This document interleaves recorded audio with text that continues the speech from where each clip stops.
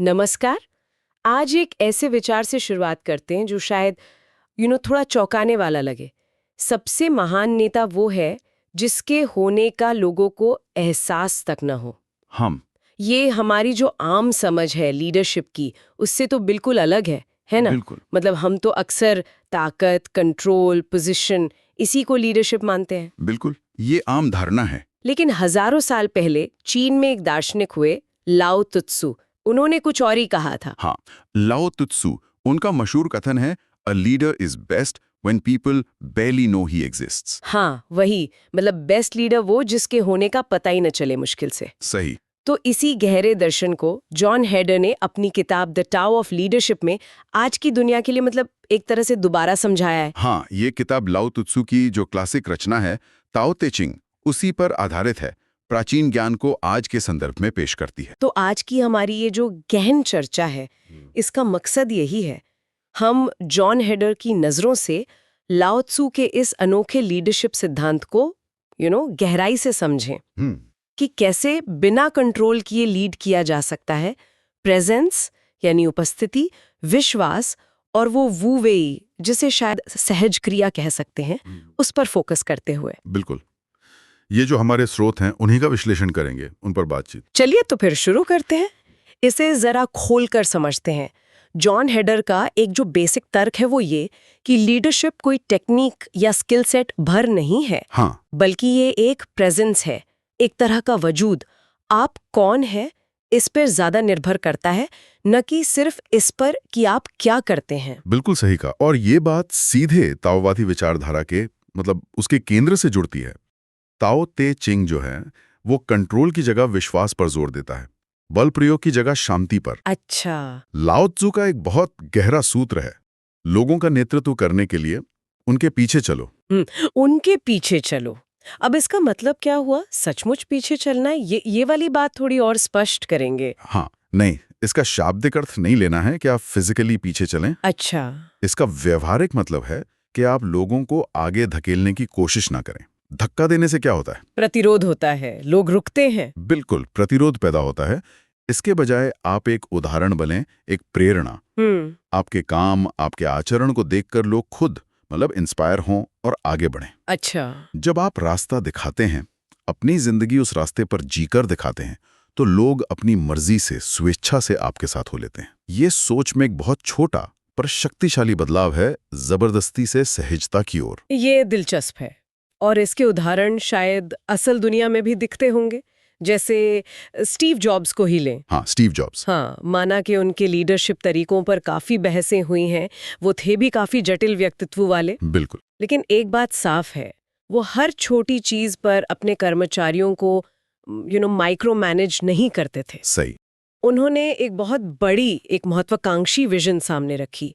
ब्रह्मांड पर एक निशान छोड़ना है, put a dent in the universe. और वो विजन ही अपने आप में एक शक्तिशाली मोटिवेशन बन गई। हाँ। उसने लोगों को खुद समाधान खोजने, अपनी लिमिट से आगे जाने और कुछ कमाल का रचने के लिए उत्साहित किया। सही। ये एक तरह से ताओ लीडरशिप का ही अक्स है, जहां आप ऑर्डर देकर नहीं, बल्कि अपनी उपस्थिति, अपने विजन, अपने पैशन से लीड करते हैं। आप बस होते हैं और आपका होना ही लीडरशिप बन जाता है।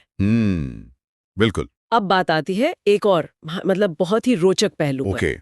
हेडर जिस दूसरी बड़ी अवधारणा पर जोर देते हैं वो है वू वेई। हाँ, वू वेई। इसका अनुवाद अक्सर अकर्मण्यता या बिना प्रयास के कर्म किया जाता है। ये थोड़ा कंफ्यूजिंग हो सकता है। क्या इसका मतलब है कुछ ना करना, आलस? नहीं नहीं, वू वेई का मतलब आलस्य या पैसिविटी बिल्कुल नहीं है। अच्छा। लीडरशिप के संदर्भ में इसका अर्थ है सहज क्रिया, या कह लीजिए स्वाभाविक प्रवाह के साथ काम करना। सहज क्रिया, ठीक है। यानी चीजों पर जबरदस्ती करने के बजाय उन्हें उनके नेचुरल तरीके से खुलने देना। यह समझना कि कब दखल देना है और कब पीछे हटकर प्रोसेस पर भरोसा करना है। इसमें गहरी समझदारी है। तो मैनेजमेंट में इसे कैसे लागू किया जा सकता है? कोई उदाहरण? हाँ, यहाँ एक बहुत खूबसूरत बात यह है कि हेडर इसे समझाने के लिए माली का उदाहरण देते हैं। माली का? अच्छा। हाँ। सोचिए, एक माली पेड़ को उगाता नहीं है, वो उसे खींचकर लंबा नहीं करता है ना? नहीं। न ही पत्तों को जबरदस्ती हरा करने की कोशिश करता है, वो बस सही माहौल बनाता है। माहौल? जैसे अच्छी मिट्टी, सही मात्रा में पानी, जरूरत भर धूप। बाकी काम प्रकृति खुद करती है। पेड़ अपनी नेचुरल स्पीड और क्षमता से बढ़ता है।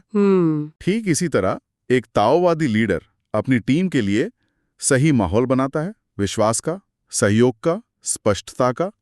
वो विकास को फोर्स नहीं करता, बल्कि उसे संभव बनाता है, उसे पोषित करता है। मतलब फैसिलिटेट करता है। बिल्कुल।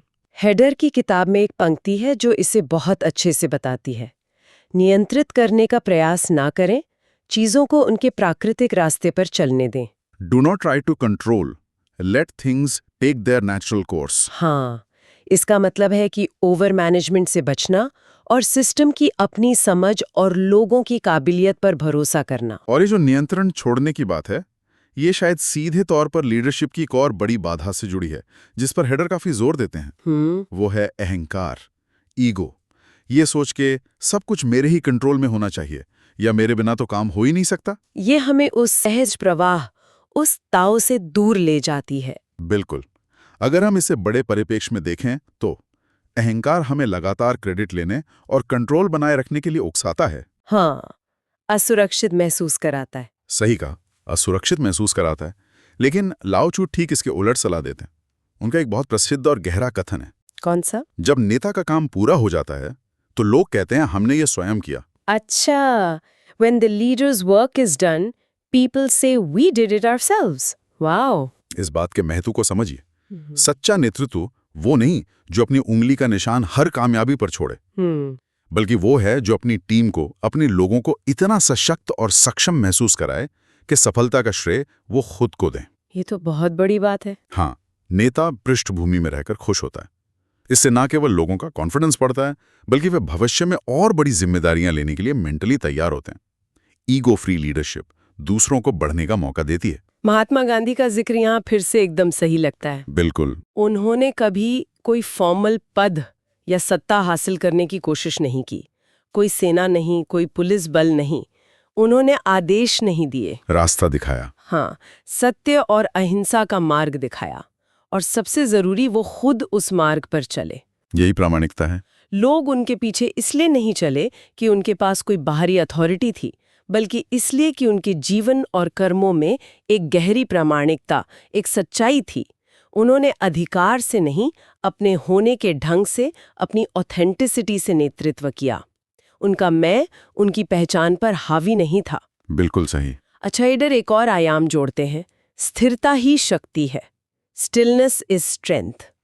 उनका कहना है कि लीडरशिप की राह चुनौतियों, दबावों और अंदरूनी उथल-पुथल से भरी होती है। ये तो है ही। हाँ, बिल्कुल। लेकिन एक परिपक्व और बुद्धिमान नेता वो है जो बाहरी तूफानों के बीच भी अपने अंदर एक शांति, एक स्थिरता बनाए रखता है। हेडर लिखते हैं, बुद्धिमान नेता एक दर्पण की तरह होता है। दर्पण की तरह। He reflects, he doesn't react. इसका क्या मतलब है? इसका गहरा मतलब है आत्मसंयम और भावनात्मक संतुलन। अच्छा। देखिए, दर्पण क्या करता है? वो चीजों को बस वैसे ही दिखाता है जैसी वे हैं, बिना अपनी तरफ से कुछ जोड़े या घटाए, बिना किसी भावना या पक्षपात के। न्यूट्रल। बिल्कुल। इसी तरह एक स्थिर लीडर परिस्थितियों का ऑब्जेक्टिव आकलन करता है।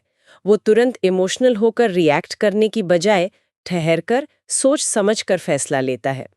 ये सेल्फ लीडरशिप का मूल है, जो दूसरों को प्रभावी ढंग से लीड करने की पहली शर्त है। सेल्फ लीडरशिप मतलब खुद का नेतृत्व? हाँ, अगर आपका अपना मन ही अशांत है, भावनाओं के उतार चढ़ाव में बह रहा है, तो आपके फैसले और काम भी अस्थिर और जल्दबाजी वाले होंगे। सही बात है। आंतरिक शांति और सामंजस्य, जिसे इनर हार्मनी कहते हैं, वो सिर्फ व्यक्तिगत सुकून के लिए जरूरी नहीं है, ये प्रभावी नेतृत्व की नींव है।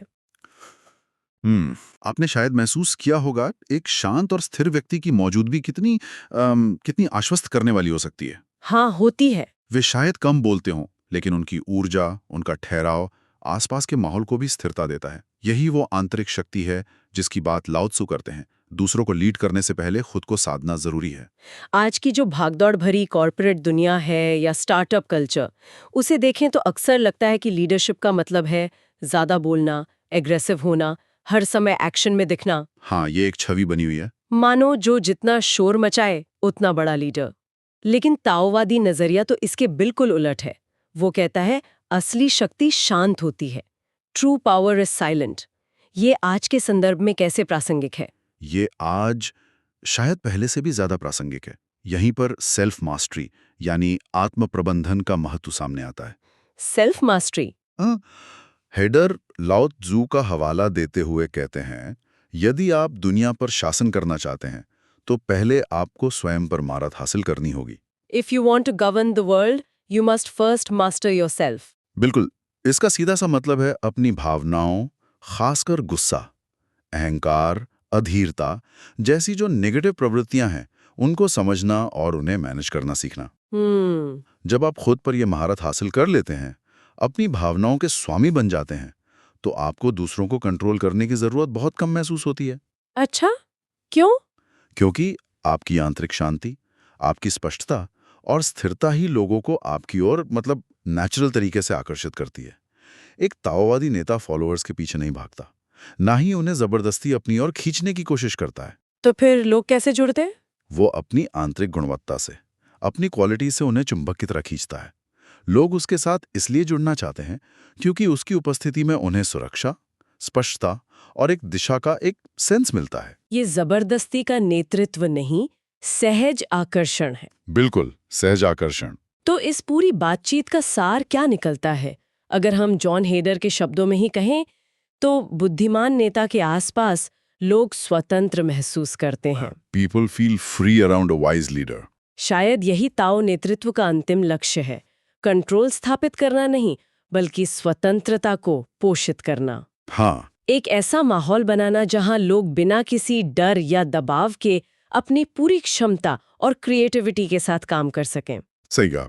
तो इस पूरी चर्चा से हम क्या सीख ले सकते हैं? शायद यही कि प्रभावी होने के लिए कम बोलना और ज्यादा सुनना जरूरी है। बिल्कुल। कम कंट्रोल करना और ज्यादा भरोसा जताना महत्वपूर्ण है। हाँ, विश्वास। और शायद सबसे बड़ी, वो विरोधाभासी लगने वाली बात, सर्वश्रेष्ठ नेतृत्व वही है जो नेतृत्व करता हुआ दिखाई ही ना दे। The best leader leads without leading. इससे एक महत्वपूर्ण सवाल उठता है मेरे ख्याल में। हाँ, बताइए। ये जो सिद्धांत हमने आज डिस्कस किए, सहज क्रिया या वू वे, बिना नियंत्रण के नेतृत्व, आंतरिक स्थिरता, क्या ये सिर्फ सीईओ, मैनेजर या जो फॉर्मल पदों पर बैठे लोग हैं उन्हीं के लिए हैं, या इनका कोई व्यापक इस्तेमाल भी है? अच्छा सवाल है। क्या मतलब है आपका? जरा सोचिए, ये सिद्धांत हमारे रोजमर्रा के जीवन में कैसे लागू हो सकते हैं? रोजमर्रा के जीवन में कैसे? हमारे रिश्तों में क्या हम कंट्रोल की बजाय विश्वास को चुन सकते हैं? हाँ। हमारी बातचीत में क्या हम तुरंत रिएक्ट करने की बजाय सामने वाले को पूरी तरह सुन सकते हैं? व्यक्तिगत चुनौतियों का सामना करते हुए क्या हम समस्याओं से लड़ने की बजाय उन्हें स्वाभाविक रूप से खुलने और समाधान को सामने आने का अवसर दे सकते हैं? ये तो सोचने वाली बात है। हाँ, ये विचार करने लायक है कि हम अपनी जिंदगी के हर पहलू में बिना जबरदस्ती किए कैसे ज्यादा ताव यानी ज्यादा सहज, ज्यादा संतुलित और प्रभावी बन सकते हैं। ये सेल्फ रिफ्लेक्शन के लिए एक गहरा विषय है।